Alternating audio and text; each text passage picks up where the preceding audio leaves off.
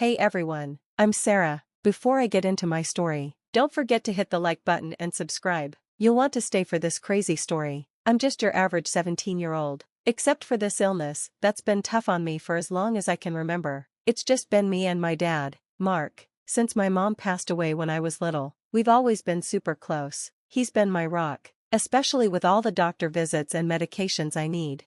Life was pretty normal until Veronica showed up. Dad met her at work, and she charmed her way into our lives. At first, I was happy about it. Dad deserved to be happy, right? Veronica seemed nice, always bringing me small gifts and saying sweet things. One day, she suggested we have a girls' night. Sarah, honey, how about we do face masks and watch that new romantic comedy you mentioned? Veronica asked. I was excited. That sounds awesome. Maybe we could order pizza too? Of course, anything for my new daughter, she replied with a wink, but something about that wink felt off. Things moved quickly. Before I knew it, Dad was proposing to Veronica, and she was showing off a huge engagement ring. Sarah, what do you think about having Veronica as your stepmom? Dad asked, looking hopeful. I forced a smile. If she makes you happy, Dad, then I'm happy. The wedding was small, just family and close friends. Veronica moved in, and I really tried to get along with her. We had family dinners where she'd ask about school, but things always felt strange. So, Sarah, how's that science project going? She'd ask. It's good, still working on the hypothesis, I'd say. Well, don't stress too much. It's not like you're curing cancer or anything, she'd joke, but her laugh never seemed real. Then came that night. I woke up with terrible pain, like my body was falling apart.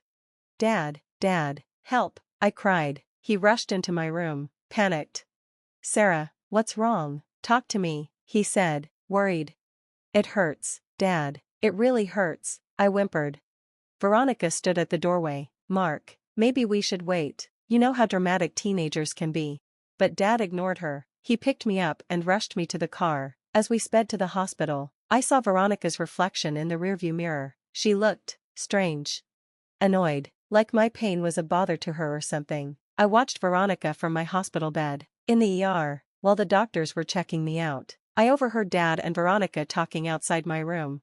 Mark, these hospital bills are going to be huge. Are you sure this isn't just? Veronica started. Just what? Veronica, our daughter is in pain. Nothing else matters right now. Dad cut her off. Our daughter, that should have made me feel good, but the way Veronica said, sure, of course, sent chills down my spine. As I lay there with IVs and monitors hooked up to me, I couldn't shake the feeling that things were about to get a lot worse, and I was right. After that night, everything started going downhill. I missed more school than I attended, and my treatments got even more intense. One morning, I overheard Dad and Veronica arguing in the kitchen. Mark, these bills are insane. We can't keep this up, Veronica said. What do you want me to do, Veronica? She's my daughter, Dad replied, frustrated. I'm just saying, maybe she's exaggerating a bit, for attention, Veronica suggested. I couldn't believe it. My own stepmom thought I was faking. I wanted to storm in and tell her off, but my body had other plans. A sharp wave of pain hit me, and I collapsed to the floor. Dad, help, I called out. They both rushed in, but Veronica's face showed it all. She looked annoyed, like I'd interrupted their argument. Oh, Sarah, again? Don't you think you're being a bit dramatic? She said in this fake sweet voice that made my skin crawl. Dad looked confused. Honey, are you sure you're not just stressed about school? I couldn't believe what I was hearing. Are you kidding me? I can barely stand, I shouted. That's when my best friend Alex showed up. Thank God for perfect timing. Holy crap, Sarah, what's going on? Alex rushed to my side. She's fine, just being a little dramatic, Veronica said, rolling her eyes. But Alex wasn't buying it. She looks awful. We need to call an ambulance. Now. Let's not overreact, Veronica started, but Alex was already on the phone. At the hospital, the doctors confirmed what I had been saying all along. My condition was serious, and I needed regular treatment. Dad looked guilty, but Veronica? She was putting on the perfect stepmom act for the medical staff. Oh, doctor, we've been so worried. Is there anything we can do to help our dear Sarah? She asked, her voice dripping with fake concern. The doctor eyed her skeptically. Well, for starters, bringing her in when she's in pain would help. I saw Veronica's mask slip for just a moment before she forced another fake smile. Later, when they thought I was asleep, I overheard Veronica talking to Dad in the hallway. "Mark, this is getting out of hand. These treatments, the hospital stays, we're going to go broke," Veronica whispered harshly. "But the doctor said," Dad started. "Doctors say a lot of things, Mark. They're just trying to make money off us. Sarah's young, she'll bounce back. Maybe what she really needs is some tough love," Veronica replied. I couldn't believe it. She didn't care about me at all. I couldn't believe what I was hearing. Tough love? I was seriously ill, not throwing a tantrum. "I don't know, Veronica, what if," Dad started.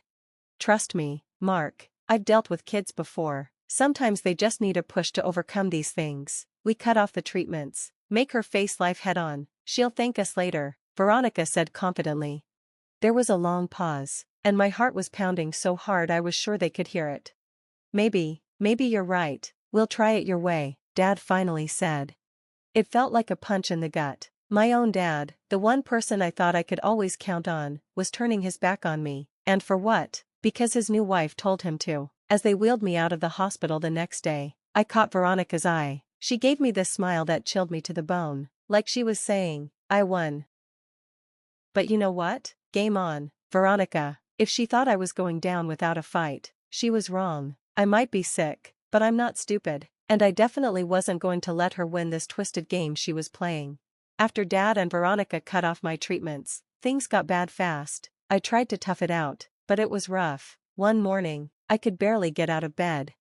"Sarah, get up, you'll be late for school." Veronica's sharp voice pierced through my door. "I don't feel good. I think I need to stay home," I called weakly. She barged in, eyes narrowed. "Oh, please, this act is getting old. Get dressed." I tried to explain, but she wasn't listening. I stumbled downstairs, and Dad looked concerned. "Honey, are you okay? Maybe you should stay home," Dad asked, worried. But before I could answer, Veronica jumped in. "Mark, remember what we talked about? No more coddling." Dad's face hardened. "Right, Sarah, toughen up. You can't miss any more school." I couldn't believe it. It felt like I was living in some twisted alternate reality. At school, I pulled my best friend Alex aside. "Dude, I need help. They've stopped my meds, my treatments, everything." Alex's eyes widened. "What the hell? That's messed up. We have to do something." "I'm scared, Alex. What if they put me in foster care?" I said, my voice trembling. That's when Mrs. Rodriguez, my favorite teacher, overheard us. "Sarah, Alex, is everything okay?" she asked. Before I knew it, I was spilling everything to Mrs. Rodriguez in her classroom. Her face grew more horrified with each word. "This is serious, Sarah, we need to get you help," she said firmly. "But what can we do? It's my dad's word against mine," I said, feeling hopeless. Alex suddenly snapped her fingers. "Evidence, we need to gather proof." Mrs. Rodriguez nodded. "Good thinking, Alex. Sarah, do you think you can secretly record what's happening at home?" I felt a spark of hope. "Yeah, I think I can do that." For the next few weeks, I became like a secret agent in my own home. I recorded Veronica's snide remarks and Dad brushing off my pain. It was hard to listen to it all again, but I knew it had to be done. One day, while I was pretending to nap on the couch, I overheard Veronica on the phone.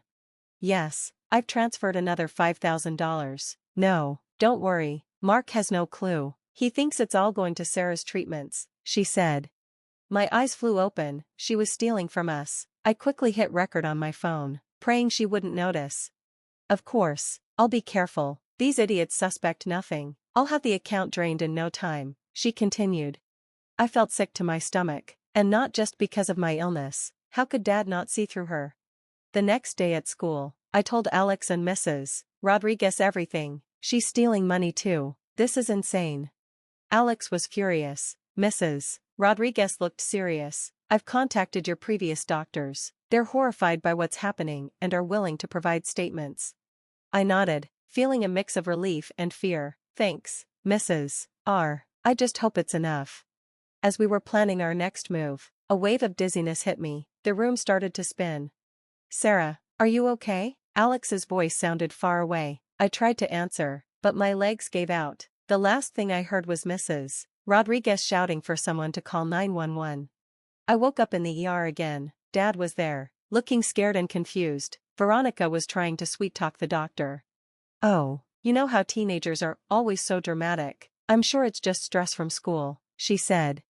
But the doctor wasn't buying it. "Mrs. Thompson, your stepdaughter's condition is extremely serious. Without proper treatment, she could—" Now, let's not exaggerate," Veronica interrupted. "Mark and I know what's best for our Sarah."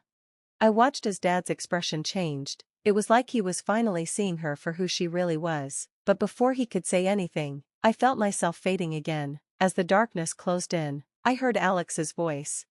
"Don't worry, Sarah, we've got the evidence. We'll fix this, just hang on." I wanted to tell them about the money and everything else, but the darkness was pulling me under. My last thought was, please let this plan work. I can't take much more of this. When I woke up in the hospital again, it felt like I'd been hit by a truck. Dad was there, looking like he'd aged 10 years overnight. There was no sign of Veronica, though. I guess the witch finally flew off on her broomstick. "Sarah, baby, I'm so sorry. I should have listened to you," Dad said, choking up.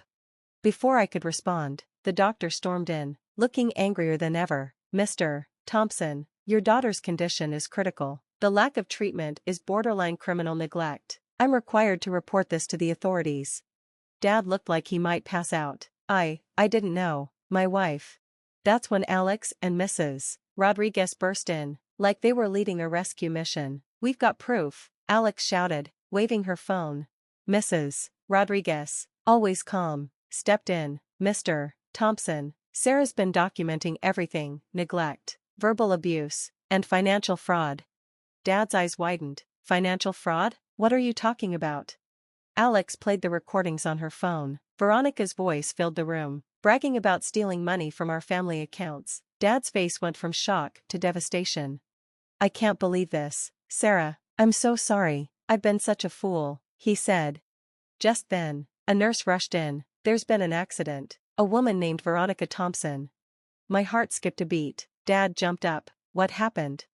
"She was in a high-speed collision. Apparently, she was trying to leave town with a large sum of cash. She's alive, but she's paralyzed from the neck down." The room went silent. I couldn't help but think, karma's a real thing. Dad looked like he was going to be sick. "I need to go see her." "Dad, after everything she did," I started, but he shook his head. "I need to tell her it's over and that she's going to pay for what she did to you." As he left, Alex squeezed my hand. "We did it, Sarah, you're safe now." The next few weeks were a whirlwind. My treatment started up again, and slowly, I began to feel like myself. Dad filed for divorce faster than you can say gold digger, and the cops were all over Veronica.